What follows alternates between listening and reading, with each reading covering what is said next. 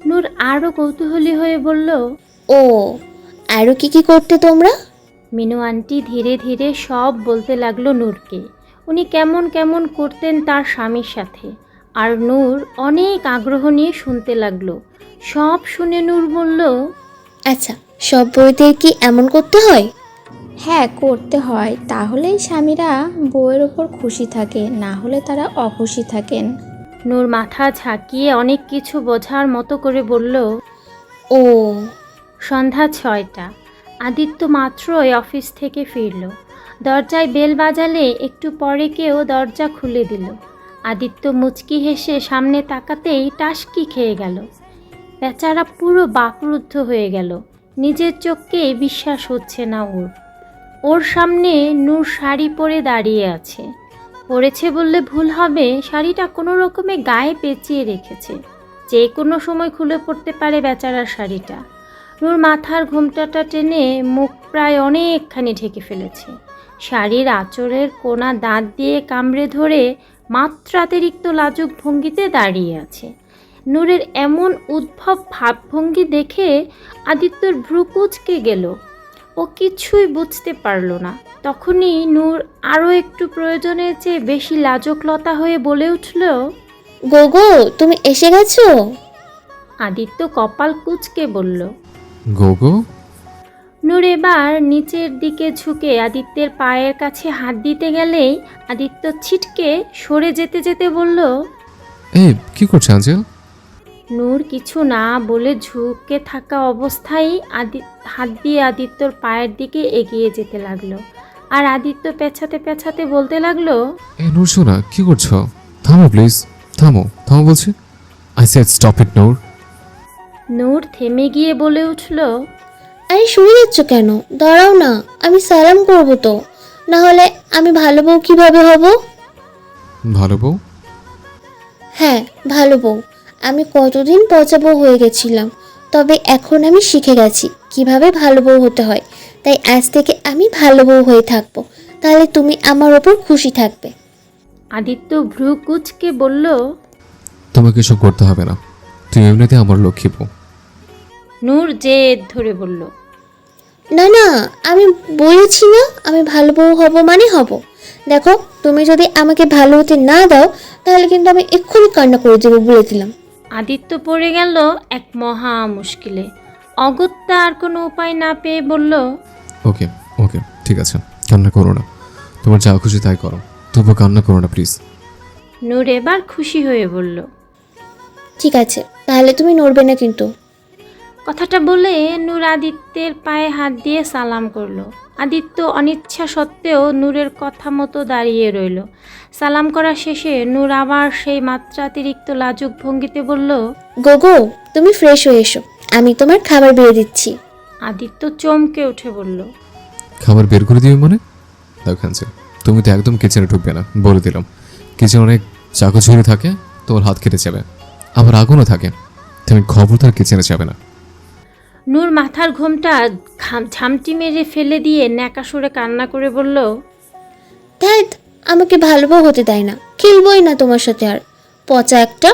কথাগুলো বলতে বলতে সোফায় গিয়ে ধুম করে গাল ফুলিয়ে বসে রইল নূর। আদিত্য মহা ঝামেলায় পড়ে গেল। কি করবে বুঝতে পারছে না। নূরকে বোঝাতেও পারছে না, আবার নূরের মন খারাপও করতে চাচ্ছে না। আদিত্য একটা দীর্ঘশ্বাস ছেড়ে নূরের কাছে গিয়ে বলল, ওকে ওকে, রাগ করো না, তোমার যা খুশি তাই করো, আমি আর বাধা দিব না। নূর খুশি হয়ে বলল, সত্যি? ঠিক আছে, তাহলে তুমি যাও, ফ্রেশ হয়ে এসো। আদিত্য অনিচ্ছা সত্ত্বেও আস্তে করে উপরে উঠে গেল।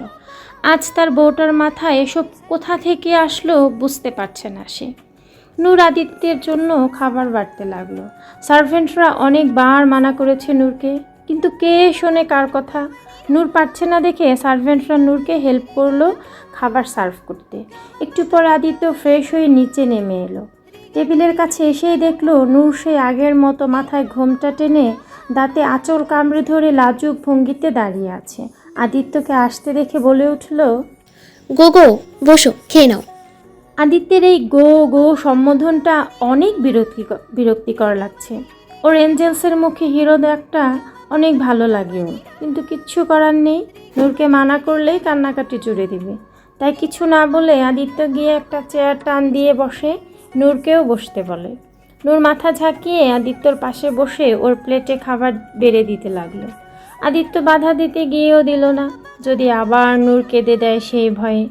নূর খাবার বেড়ে দিয়ে একটা হাত পাখা দিয়ে আদিত্যকে বাতাস করতে লাগলো, কিন্তু অবুঝ নূর পাখার মাথাটা নিচের দিকে উল্টো করে বাতাস করছে, যার ফলে পাখার বাতাস নিজের গায়েই লাগছে। এসি অন করা বাসায় নূরকে এভাবে হাত পাখার বাতাস করতে দেখে মাথা নাড়িয়ে হালকা হাসলো আদিত্য। বউটা তার সত্যিই একটা কিউটে ড্রাম। আদিত্য প্লেটে ভাত মেখে নূরের সামনে ধরে নূরকে বলল, না না, আগে তুমি খাবে, তারপর আমি। আগে স্বামীদের খেতে হয়। আদিত্য বলে উঠল, দেখো নূর, এটা নিয়ে কিন্তু আমি কোনো আর্গুমেন্ট চাই না। তুমি আগে খাবে, তারপর সব। নাহলে কিন্তু আমি সত্যি সত্যি তোমার উপর অখুশি হয়ে যাব। তুমি কি তাই চাও? নূর মাথা নাড়ালো, মানে সে চায় না। তাহলে মুখ খোলো। নূর আর কথা না বাড়িয়ে হাঁ করে খাবার মুখে নিল। খাওয়া দাওয়া শেষে আদিত্য রুমে এসে বেডের সাথে হেলান দিয়ে বসে আরাম করছিল। তখনই হঠাৎ পায়ের উপর কারোর ছোঁয়া অনুভব করলো। আদিত্য চোখ খুলে তাকিয়ে দেখল নূর ওর পায়ের কাছে বসে পা টিপে দিচ্ছে। আদিত্য এক লাফে উঠে বসলো। এই এই অ্যাঞ্জেল, কি করছো?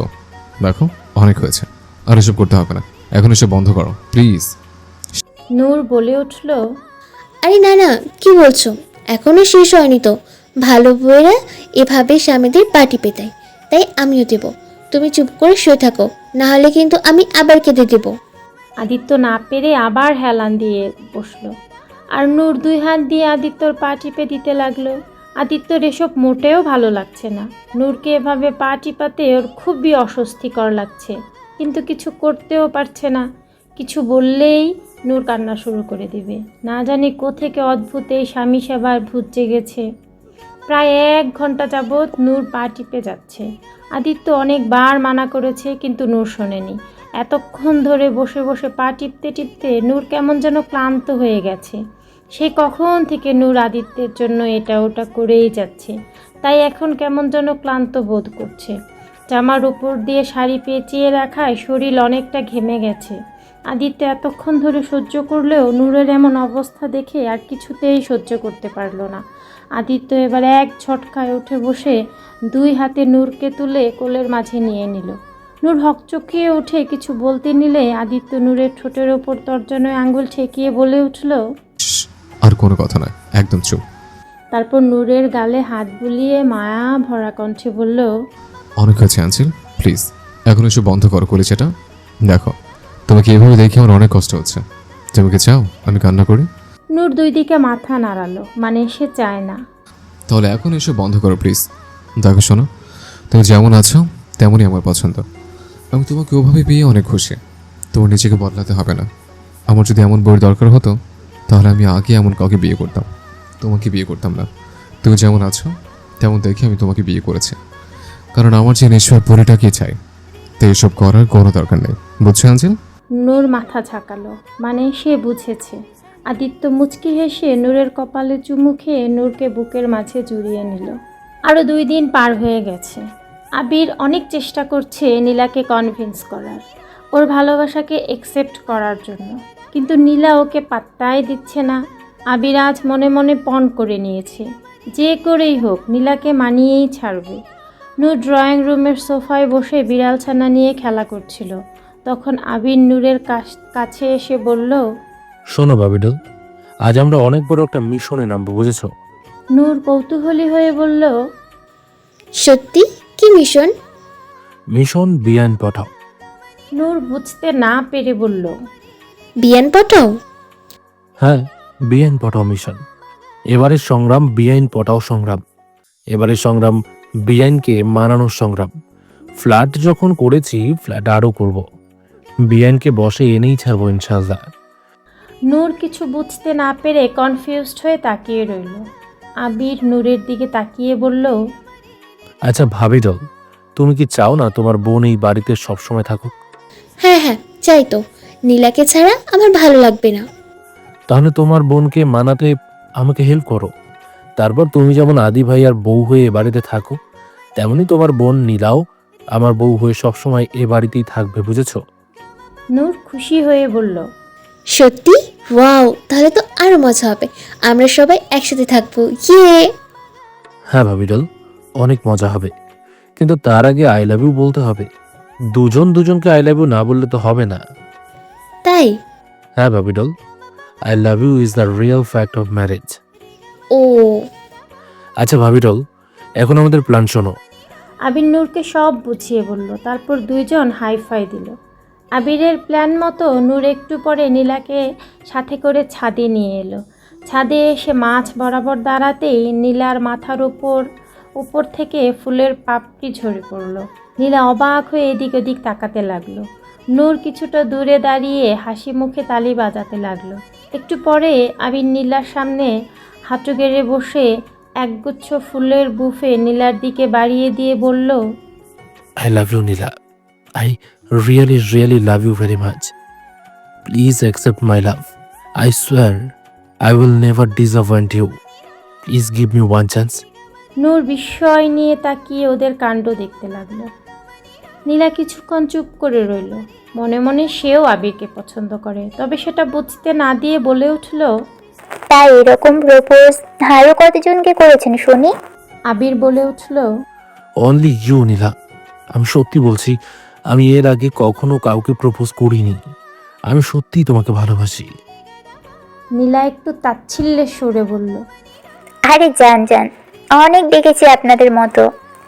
আজ একজনকে তো কাল আরেকজনকে ভালোবাসি বলা, এটা আপনাদের পেশা। আমার সামনে এসব করে কোনো লাভ হবে না, আমি এসবে গলবো না। কথাটা বলেই নীলা অ্যাটিটিউড দেখিয়ে ওখান থেকে চলে যেতে নিলেই আবির ওর হাত চেপে ধরল।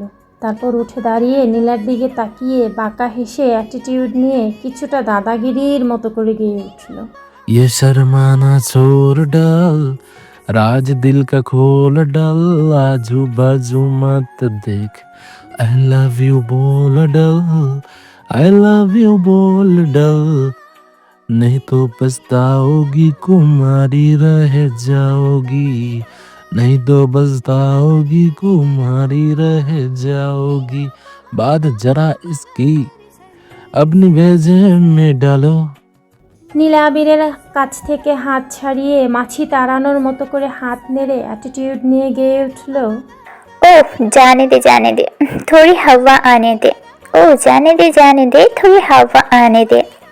আবির নীলার চারিদিকে ঘুরে ঘুরে গেয়ে উঠল, ये आज तेरी बात जरा दिल से निकालो, ये शर्माना छोड़ डालो, राज दिल का खोल डालो, आजू बाजू मत देखो, आई लव यू बोल डालो। নীলা আবারও পাত্তা না দিয়ে গেয়ে উঠল, ओ जाने दे, थोड़ी हवा आने दे। ओ जाने दे, थोड़ी हवा आने दे। আবির নীলাকে ভয় দেখানোর জন্য ছাদের রেলিংয়ের কাছে গিয়ে ছাদ থেকে পড়ে যাওয়ার ভয় দেখালো। নীলা এটা দেখে সত্যি সত্যি ভয় পেয়ে গেল। নীলা দৌড়ে গিয়ে আবিরের হাত ধরে মুচকি হেসে গেয়ে উঠল, आई लव यू, मैं तेरी रानी राजा तू। Oh my love you, I love you, मैं तेरी रानी राजा तू। নীলার আই লাভ ইউ বলায় আবির মনে মনে খুশি হলেও উপর অভিমান দেখিয়ে চলে যেতে নিল।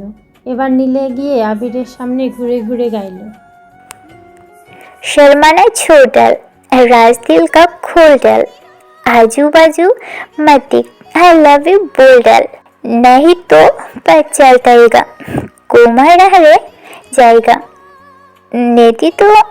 नहीं तो पछताएगा कुमार रह जाएगा। আবির এবার হেসে দিয়ে নীলাকে জড়িয়ে ধরল। নীলাও মুচকি হেসে আবিরকে জড়িয়ে ধরল। ওদের দেখে নূর খুশিতে আটখানা হয়ে হাততালি দিতে লাগলো। রাত 8টা। বেডের উপর বসে ল্যাপটপে কিছু কাজ করছিল আদিত্য। নূর বেডের একপাশে গালে হাত দিয়ে বসে আছে। দেখে মনে হচ্ছে কোনো গভীর চিন্তায় মগ্ন সে। একটু পরে নূর একটু নড়েচড়ে বসে আদিত্যের দিকে তাকিয়ে বলল, এই হিরো, শোনো না। আদিত্য ল্যাপটপের দিকে তাকিয়ে থেকেই বলল, হ্যাঁ বলো আঞ্চল। নূর বলে উঠল, আমাদের বড় বউ খেলাটা হয়নি। নূরের এমন আজগুবি কথায় আদিত্য থতমত খেয়ে গেল। ভ্রুকুচকে নূরের দিকে তাকিয়ে বলল, মানে কি বলছো এসব? হ্যাঁ ঠিকই বলছি, আমাদের বড় খেলা হচ্ছে না। আমরা তো আসল কাজটাই করিনি এখনো। নূরের কথায় আদিত্যের মাথা ঘুরে উঠল। চোখ দুটো ফুটবলের ন্যায় বড়সড় হয়ে গেল।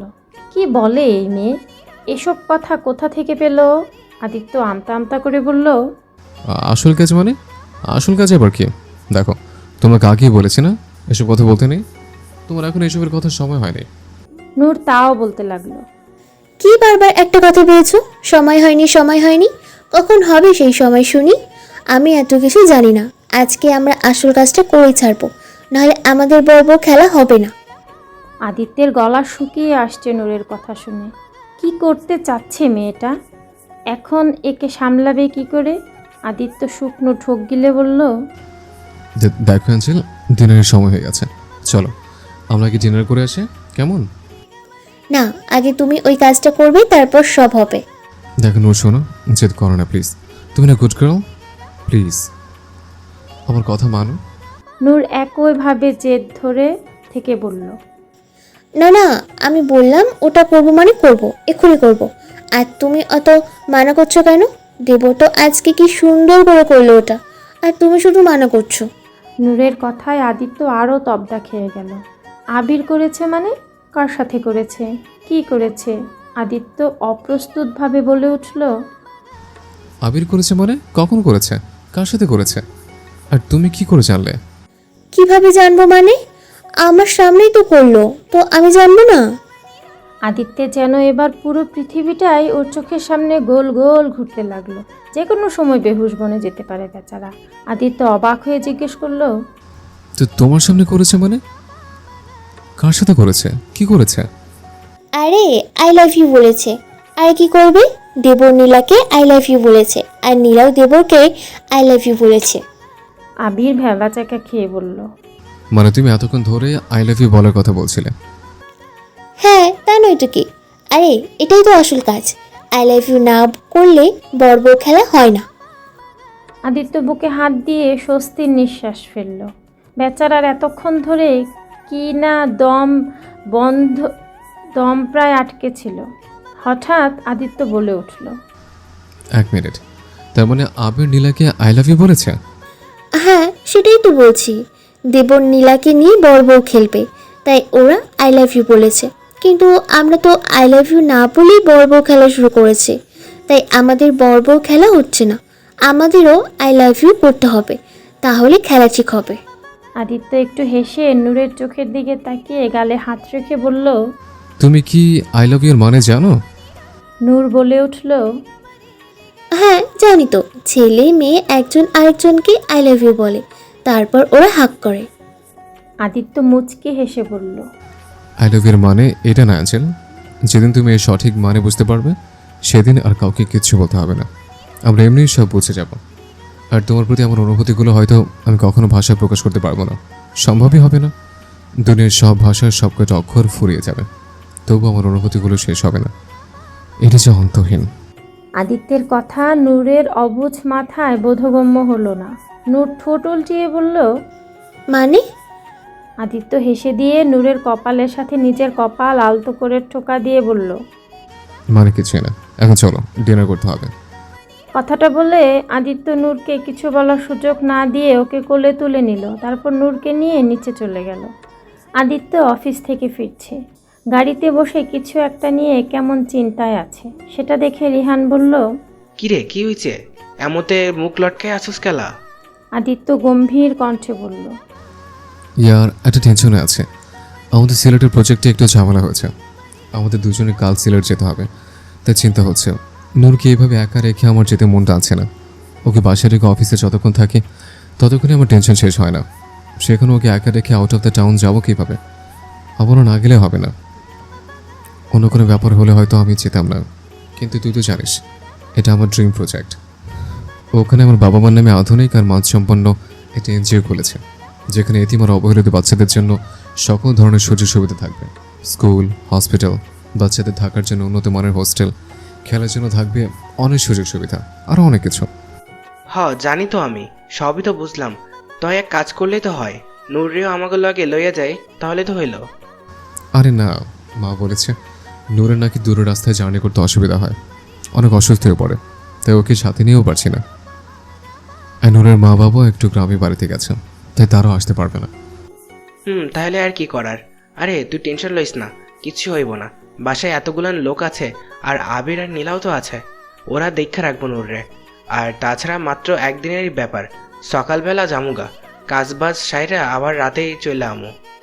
হ্যাঁ, তাই করতে হবে, তাছাড়া তো আর কোনো উপায় নেই। কথাটা বলে আদিত্য একটা দীর্ঘশ্বাস ছাড়ল। বিহান যতই বলুক তবু ওর টেনশন কমছে না। ওর অ্যাঞ্জেলটাকে এভাবে রেখে যেতে ওর মন টানছে না, কিন্তু না যে উপায়ও নেই। পরদিন ভোরের দিকে আদিত্য আর বিহান সিলেটের উদ্দেশ্যে রওনা দেয়, যাতে তাড়াতাড়ি কাজ শেষ করে আবার সকাল সকাল ফেরত আসতে পারে। রাতে আদিত্য নূরকে কোলের মাঝে নিয়ে নরম সুরে ভালো করে বুঝিয়ে দিয়েছে যে আজ তার অনেক ইম্পর্ট্যান্ট একটা কাজ আছে, তাই বাসায় আসতে তো হয়তো দেরি হতে পারে, সে যেন কান্নাকাটি না করে। নূর বাচ্চাদের মতো ঘাড় কাত করে বলেছিল, আচ্ছা, কিন্তু তুমি বেশি দেরি করো না, তোমাকে ছাড়া আমার ভালো লাগে না। আদিত্য মুচকি হেসে নূরকে বুকের মাঝে জড়িয়ে নিয়ে বলেছিল, না, আমি কাজ শেষ করি, আমার অ্যাঞ্জেলটার কাছে ফিরে আসবো। সকালে অনেক ভোরে আসায় আদিত্য আর নূরকে ডাকেনি। আসার সময় অনেকক্ষণ নূরের মুখটার দিকে তাকিয়েছিল, তারপর নূরের কপালে অনেকটা সময় নিয়ে চুমু খেয়ে নূরের হাতের উল্টো পাশে একটা চুমু দিয়ে বেরিয়ে এসেছে আদিত্য। আসার সময় সবাইকে বারবার করে বলে দিয়ে এসেছে সবাই যেন নূরের খেয়াল রাখে, ওকে চোখে চোখে রাখে, এক মুহূর্তের জন্য যেন ওকে একা না ছাড়ে।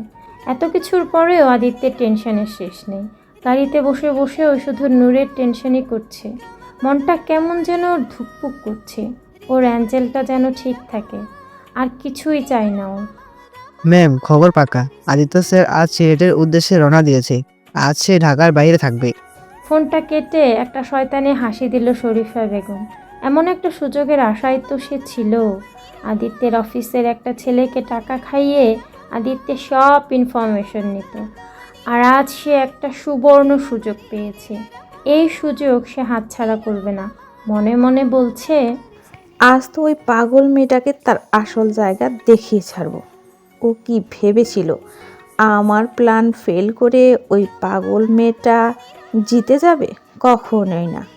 সাফিয়া বেগম তার চোখের কাঁটাকে কিভাবে উপড়ে ফেলতে হয় তা ভালো করেই জানে। আজ দেখে নিস আমি তোর সাথে কি করি। কথাগুলো ভেবে শয়তানি হাসি দিয়ে শরীফা বেগম। সকাল 10টা। নূর নিজের রুমে বসে বিড়াল ছানা দিয়ে খেলছে। নীলা একটু আগে কলেজে গেছে, ওর নাকি আজকে একটা ইম্পর্ট্যান্ট অ্যাসাইনমেন্ট আছে, তাই যেতে হয়েছে। নূরকে বলে গেছে ও ঘণ্টাখানিকের ভেতরেই ফিরে আসবে। আবিরকে ওর বাবা একটা জরুরি কাজে তার অফিসে ডেকেছে। আবির প্রথমে যেতে চেয়েছিল না নূরকে একা রেখে, কিন্তু আশরাফ রহমান বলেছেন একটা জরুরি কাগজে নাকি আবিরের সিগনেচার লাগবে। কাজটা ইম্পর্ট্যান্ট না হলে তাকে যেতে বলতো না, বলেছে শুধু সিগনেচারটা করে চলে যেতে পারবে। তাই অগত্যা আবিরকে যেতে হয়েছে। নূর আপাতত বাসায় একা, শুধু সার্ভেন্ট আর গার্ডসরা আছে। একটু পরে শরীফা বেগম তার গাড়ি নিয়ে আদিত্যের বাসায় ঢুকলো। গাড়ি থেকে নেমে শরীফা বেগম গার্ডসদের দিকে তাকিয়ে বলল, শোন, আজকে আদিত্যর বাসায় একখানা এমপি আসবে, তাই তোমরা সবাই গেটের বাইরে গিয়ে দাঁড়াও, ওনার যেন রাস্তায় কোনো সমস্যা না হয়। গার্ডসরা শরীফা বেগমের কথা বিশ্বাস করে নিল, কারণ আদিত্যের বাসায় মাঝে মধ্যে এমপি মন্ত্রীরা আসে। তাই তারা সকলেই শরীফা বেগমের কথা মেনে নিলেন, আর সবগুলো গার্ডস গেটের বাইরে চলে গেলেন। ওরা যেতে শরীফা বাঁকা হাসলেন। তার প্রথম কাজ সফল হয়েছে, এবার আসল কাজের পালা। শরীফা বেগম এবার বাসার ভেতরে ঢুকলেন। এদিক ওদিক তাকিয়ে সোজা সিঁড়ি বেয়ে উপরে নূরের রুমে চলে গেল। নূর বেডের উপর বসে বিড়াল ছানা দিয়ে খেলছিল। তখনই শরীফা বেগম দরজা ঠেলে ভেতরে ঢুকলো। শরীফা বেগমকে দেখে নূর প্রচুর ভয় পেয়ে গেল। সেদিনের কথা মনে পড়ে গেল ওর। ভয়ে জড়সড়ো হয়ে বসল নূর। শরীফা বেগমের দিকে ভীতু চোখে তাকিয়ে রইল। তো তুমি এখানে কেন এসেছো? যাও এখান থেকে, তুমি অনেক পচা। নূরকে এভাবে ভয় পেতে দেখে শরীফা বেগম আরও খুশি হলেন। সে ধীরে ধীরে শয়তানি হাসি দিয়ে নূরের দিকে এগিয়ে যেতে লাগলো। নূর আরও ভয় পেয়ে গুটিয়ে যেতে যেতে বলল, এই এই, এদিকে আসছো কেন? চলে যাও এখান থেকে, যাও বলছি। শরীফা বেগম নূরের কাছে গিয়ে নূরের দিকে ঝুঁকে শয়তানিভাবে জোরে জোরে হাসতে লাগলো। নূর ভয়ে হাত দিয়ে দুই কান চেপে ধরে বলতে লাগলো, চুপ করো, চুপ করো, যাও এখান থেকে, নাহলে আমার হিরো এসে তোমাকে অনেক বকা দিবে। শরীফা বেগম আরও উচ্চস্বরে হাসতে লাগলো। তারপর হাসিটা একটু থামিয়ে বলে উঠল, তোর হিরো আর আজ আসবে না তোকে বাঁচাতে। তুই তো একটা পাগল, আর তোর মতো পাগলকে আজ আমি তোর আসল জায়গায় পৌঁছে দেব। এই এই, আমাকে পাগল বলবে না কিন্তু, আমি পাগল না। 100 বার বলবো, পাগলকে পাগল বলবো না তো কি বলবো? তুই একটা পাগল, পাগল, পাগল। শরীফা বেগম বারবার নূরকে পাগল বলেই যাচ্ছে। না না না, আমি পাগল না, চুপ করো, চুপ করো। নূর আর সহ্য করতে পারছে না, কেমন যেন অস্বাভাবিক হয়ে উঠছে, ধীরে ধীরে হাইপার হয়ে উঠছে, আবারও সব কিছু ছোড়াছুড়ি শুরু করে দিল। শরীফা বেগম শয়তানি হাসি দিল। সে তো এটাই চাচ্ছিল, নূর আউট অফ কন্ট্রোল হয়ে গেলেই তো সে তার কার্য সফল করতে পারবে। তাই শরীফা বেগম নূরকে আরও খেপাতে লাগলো। নূর এতে আরও হাইপার হয়ে গেল। একসময় নূর একেবারে আউট অফ কন্ট্রোল হয়ে গেল। জোরে জোরে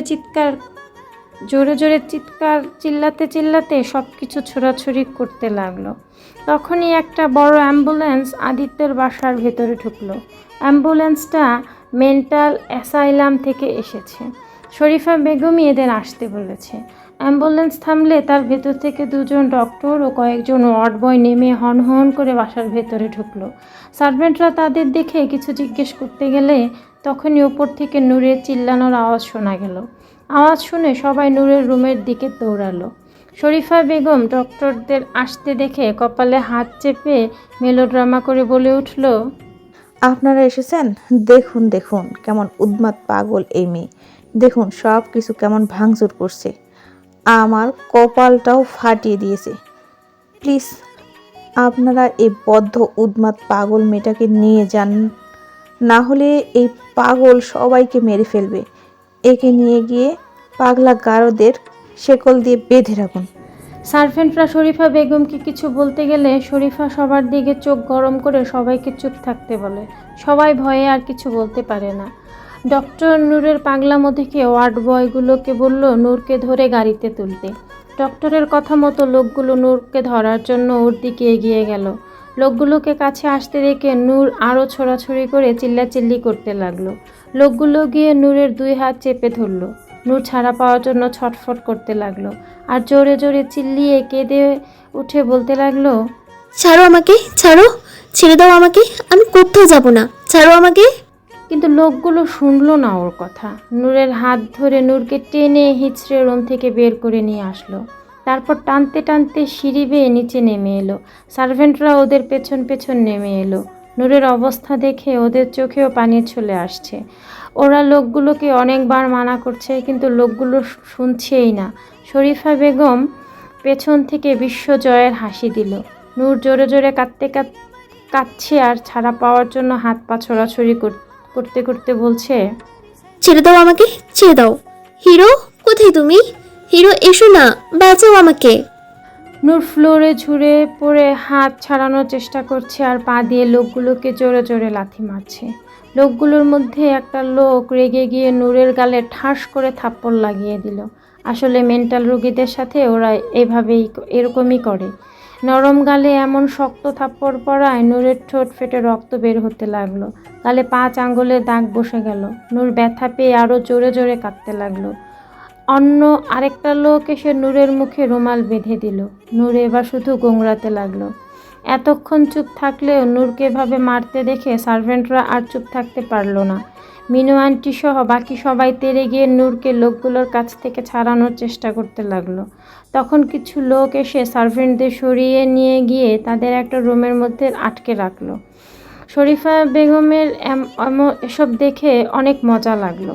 সে আগেই এইসব লোকদের টাকা খাইয়ে রেখেছিল যাতে শরীফা বেগমের প্ল্যান অনুযায়ী কাজ করে। শরীফা বেগম বিশ্বজয়ের হাসি দিয়ে দরজার দিকে তাকাতেই তার পিলে চমকে গেল। দরজায় আদিত্যকে দাঁড়িয়ে থাকতে দেখে শরীফা বেগমের আত্মার পানি শুকিয়ে গেল। আদিত্য, আদিত্য কি করে এলো এখানে? ওর তো সিলেটে যাওয়ার কথা, এখানে কি করে এলো? ফ্ল্যাশব্যাক। আদিত্যরা প্রায় অনেকটা রাস্তা চলে গিয়েছিল, কিন্তু হঠাৎই আদিত্যের কেমন যেন প্রচুর অস্থির শুরু হলো। বুকটা কেমন ধুকপুক করতে লাগলো, বারবার শুধু নূরের কথাই মনে পড়তে লাগলো। আদিত্য তখন নূরকে দেখার জন্য ল্যাপটপ চালু করতে গিয়ে দেখলো ল্যাপটপে চার্জ নেই। আদিত্য নীলার নাম্বারে ফোন করলো, কিন্তু নীলা ফোন রিসিভ করলো না। তারপর আবিরকে ফোন করলো, কিন্তু ওর ফোনও ব্যস্ত পেল। আদিত্য তারপর বাসার নাম্বারটি কল করলো, কিন্তু সেখানেও কাউকে পেল না। আদিত্যের অস্থিরতা আরও বেড়ে গেল, বুকটা কেমন কাঁপছিল, শরীর ঘেমে উঠতে লাগলো। আদিত্য আর পারছে না, এই মুহূর্তে নূরকে না দেখতে পেলে ওর দম বন্ধ হয়ে যাবে। তাই ও বিহানকে তাড়াতাড়ি গাড়ি ব্যাক করে বাসার দিকে যেতে বলল। বিহান অনেক জিজ্ঞেস করলো কি হয়েছে, কিন্তু আদিত্য শুধু একটা কথাই বলল, বাসায় চল। অগত্যা বিহান গাড়ি ব্যাক করলো। বাসার সামনে এসে গার্ডসদের বাইরে দাঁড়িয়ে থাকতে দেখে আদিত্য তাদের ডেকে বলল, কি ব্যাপার, তোমরা সবাই বাইরে দাঁড়িয়ে আছো কেন? গার্ডসরা বলল, স্যার, আপনার চাচি বললো আজ নাকি এমপি আসবে, তাই বাইরে পাহারা দিতে। আদিত্য ভ্রু কুচকে বলল, হোয়াট? এমপি কবে আসবে আর আমি জানবো না? আদিত্যের কেমন খটকা লাগলো। চাচি গার্ডসদের কথা কেন বলছে? কি করতে চাচ্ছেন উনি? আদিত্য আর দেরি না করে দ্রুত বাসার দিকে এগোলো। বাসার দরজায় আসতেই নূরকে এই অবস্থায় দেখে স্তব্ধ হয়ে গেল আদিত্য। নূরকে এই অবস্থায় দেখতে হবে তার স্বপ্নেও ভাবেনি আদিত্য। কেমন যেন পাথর হয়ে গেল আদিত্য। বর্তমানে আদিত্য মূর্তির মতো দাঁড়িয়ে আছে দরজায়। আদিত্যকে দেখে ডক্টর আর ওয়ার্ড বয়গুলো অনেক ভয় পেয়ে গেল, সাথে সাথে থেমে গেল ওরা। সাদমান শাহরিয়ার আদিত্যকে চিনে না এমন লোক অনেক কম। এটা যে আদিত্যর বাড়ি তা ওদের জানাই ছিল না, আগে জানলে কখনোই আসতো না ওরা। সবাইকে দরজার বাইরে তাকাতে দেখে নূরও সেদিকে তাকালো। আদিত্যকে দেখে নূরের জানে পানি ফিরে এলো। নূর অতি করুণ দৃষ্টিতে আদিত্যর দিকে তাকালো। ফুলে যাওয়া লাল চোখ জোড়া দিয়ে অশ্রুধারা গড়িয়ে পড়ছে। এই দৃশ্য কেমন করে সহ্য করবে আদিত্য? এর চেয়ে যে মরণ ঢের ভালো। তখনই বিহান এসে আদিত্যর কাছে দাঁড়ালো। সামনে এসব দেখে বিহানও হতভম্ব হয়ে গেল। বিহান রাগে চিল্লিয়ে বলল, এই তোরা কারা? নূরের সাথে কি করতেছস তোরা? নূর? বিহান দৌড়ে গিয়ে লোকগুলোকে এলোপাথারি কয়েক ঘা দিয়ে নূরের কাছ থেকে সরিয়ে দিল। তারপর নূরের কাছে গিয়ে ওকে ধরে আস্তে করে সোফায় বসিয়ে দিয়ে ওর বুকের বাঁধন খুলে দিল। বাঁধন খুলতেই নূর আদিত্যর দিকে তাকিয়ে হিরো বলে ফুপিয়ে কেঁদে উঠল। আদিত্য তখনও পাথরের মতো দাঁড়িয়েই ছিল। ও দৃষ্টির কেন্দ্রবিন্দু শুধুই নূর। আশেপাশে সব কিছুই আপাতত ধোঁয়াশা ওর কাছে। নূরের এমন করুণ ডাক যেন আদিত্যের বুকে তীর হয়ে বিঁধল। আদিত্য এবার ধীরে ধীরে নূরের কাছে এগিয়ে এলো। নূরের কাছে এসে ওর সামনে ফ্লোরে হাঁটু গেড়ে বসলো। আদিত্য শরীর প্রচুর পরিমাণে কাঁপছে, বারবার শুধু ঢোক গিলছে। আদিত্য দেখলো নূরের গালে 5 আঙ্গুলে লাল দাগ হয়ে আছে, ঠোঁটের কোনায় রক্ত জমে আছে। আদিত্য তাড়াহুড়ো করে পকেট থেকে রুমাল বের করে কাঁপা কাঁপা হাতে নূরের ঠোঁটের রক্ত মুছে দিতে লাগলো, যাতে নূর রক্ত দেখে প্যানিক না হয়ে যায়। রক্ত মুছে দিতে গেলে নূর ব্যথায় হালকা আওয়াজ করে উঠল, আহ! আদিত্যর মাথাটা অন্যদিকে ঘুরিয়ে চোখ বন্ধ করে নিজের মাথাটা একটু ঝাঁকালো। ও যে এসব আর সহ্য করতে পারছে না, কিছুতেই না।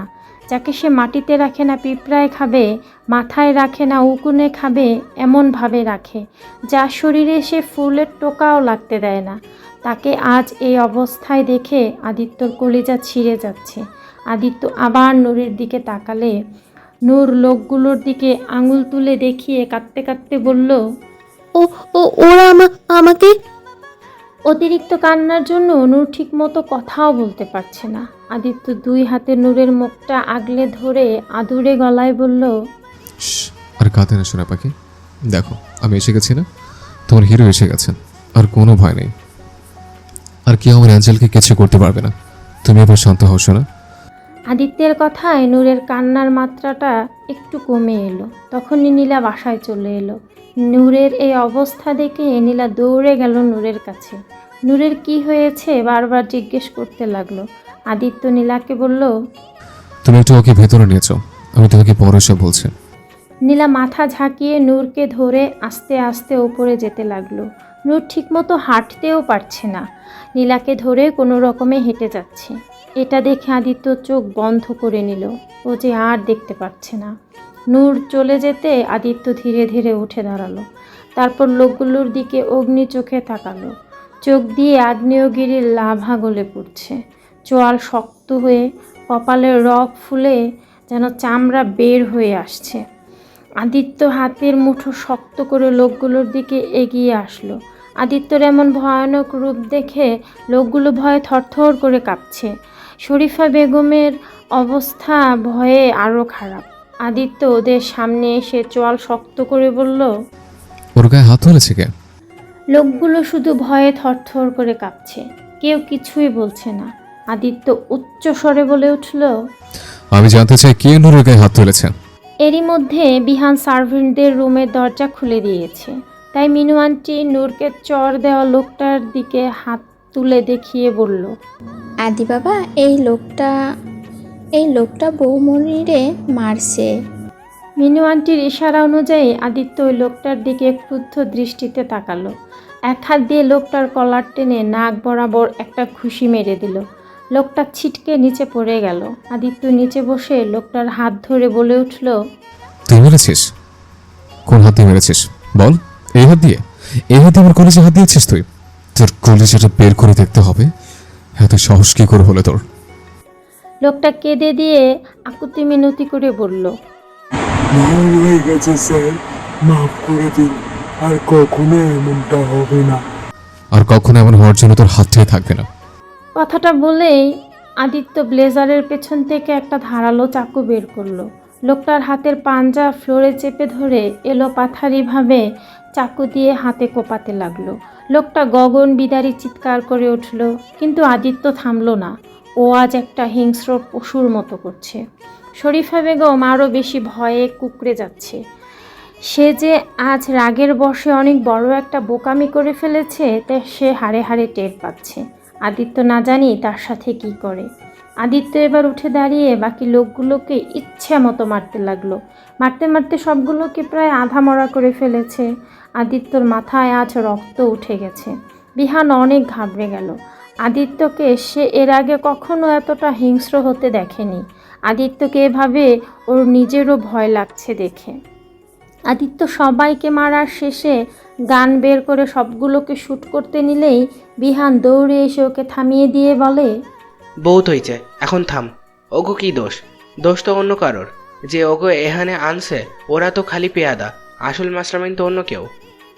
কথাটা বলে বিহান শরীফা বেগমের দিকে রাগী দৃষ্টিতে তাকালো। আদিত্য এবার লোকগুলোকে ছেড়ে দিয়ে শরীফা বেগমের দিকে অগ্নি দৃষ্টিতে তাকালো। শরীফা বেগম ভয় পেয়ে আমতা আমতা করে বলল, দেখো আদিত্য, আমি তোমার ভালোর কথা ভেবেই এসব করেছি। নূরকে মেন্টাল অ্যাসাইনমেন্টে পাঠালেই সবচেয়ে ভালো হবে। ওখানে পাগলদের। শরীফা বেগম কথা শেষ করার আগেই আদিত্য বাড়ি কাঁপানো এক হুঙ্কার দিয়ে উঠল। মিসেস রহমান। আদিত্যর হুঙ্কারে শরীফা বেগমের অন্তরাত্মা কেঁপে উঠল। এ প্রথম আদিত্য চাচি না বলে নাম ধরে ডাকলো। আদিত্য ক্রুদ্ধ কণ্ঠে বলে উঠল, আপনার সাহস দেখে আমি অবাক হচ্ছে। আপনি কি ভুলে গেছেন এ আদিত্য কি জিনিস? কি করার ক্ষমতা আমি রাখি? তারপরও আমার একটা কাজ করতে আপনার কলেজে কাঁপলো না? একবারও ভাবলেন না এ আদিত্য জানতে পারলে কি হবে? শরীফা বেগম আবারও একটু সাহস জুগিয়ে বলতে লাগলো, আমি যা করেছি তা তোমার ভালোর জন্যই। শরীফা বেগমের কথা শেষ হওয়ার আগেই আদিত্য ওর সামনে থাকা টি টেবিলে সজোরে একটা লাথি মেরে দিয়ে অত্যন্ত রাগী কণ্ঠে বলল, টু হেল উইথ ইউর ভালো। আপনি কি ভাবেন আমি কিছুই বুঝি না? আমি সবই বলছি মিসেস রহমান। আমার রেসপেক্টকে আমার বোকামি ভাবার ভুল করবেন না। আপনি আমার কত ভালো চান তা আমি ভালো করে জানি। আমি সব বোঝার চোখ করে থাকি। কেন জানেন? কারণ আপনি আমার চাচার স্ত্রী, তাই। আপনি আবির আর আয়াতের মা, তাই আমি সব বুঝে চুপ করে থাকি। আপনাকে যথেষ্ট সম্মান করার চেষ্টা করেন, তবে আজকে আপনার কাছে আপনি আমার মন থেকে সব কিছু মুছে দিতে বাধ্য করেছেন। আজকে আপনি আমার সবচেয়ে দুর্বল জায়গায় আঘাত করেছেন, আমার কলিজে হাত দিয়েছেন আপনি। আপনাকে আমি আগেই বলেছিলাম আমাকে যা খুশি করুন, আমি চুপচাপ মেনে নেব, কিন্তু আমার নুনের গায়ে হালকা টোকা আমি বরদাস্ত করব না। আপনি আজ আমার ধৈর্যের বাঁধ ভেঙে দিয়েছেন। সত্যি আপনার মতো এমন জঘন্য মহিলা আমি এই দুনিয়াতে আর দেখিনি। এর আগে আমি আমার সেই ধৈর্যটুকু হারিয়ে ফেলি, আপনি চলেছেন এখান থেকে, নাহলে হয়তো আমার হাতে আজ গুনাহ হয়ে যাবে। আমি আবির আর আয়াতকে এতিম করতে চাই না, তাই আপনি আপনার এই কুৎসিত চেহারা নিয়ে চলে যান আমার সামনে থেকে। আর কখনো যেন আপনাকে আমার বাড়ি বা নূরের ত্রিসীমানায় না দেখে, তাহলে সেদিন আর নিজের শেষ ধৈর্যটুকু রাখতে পারবো না। কথাটা মনে রাখবেন। যান, চলে যান এখান থেকে। I said get out of my house. আদিত্যের চিল্লাচিল্লিতে শরীফা বেগম আর এক মুহূর্ত দেরি না করে দৌড়ে বাসা থেকে বেরিয়ে গেল। শরীফা বেগম চলে যেতেই আদিত্য রাগে চিৎকার করে সব জিনিসপত্র আছাড় মেরে ভাঙতে লাগলো। নিজের সব রাগে বেজান জিনিসগুলোর উপর ঢালতে লাগলো। বিহান দৌড়ে এসে আদিত্যকে জাপটে ধরে ওকে শান্ত করতে লাগলো। আদিত্য একসময় ফ্লোরে হাঁটু গেড়ে বসে আহত কণ্ঠে বলল, উনি এমন কেন করেন আমার সাথে? আমি কি ক্ষতি করেছি তার? আজ আমার অ্যাঞ্জেলের কি অবস্থা করেছেন উনি? এই মাসুম মেয়েটা তার কি ক্ষতি করেছে? বিহানের কাছে কোনো উত্তর নেই। কী বা বলবে ও? আদিত্যের জন্য ওর অনেক খারাপ লাগছে।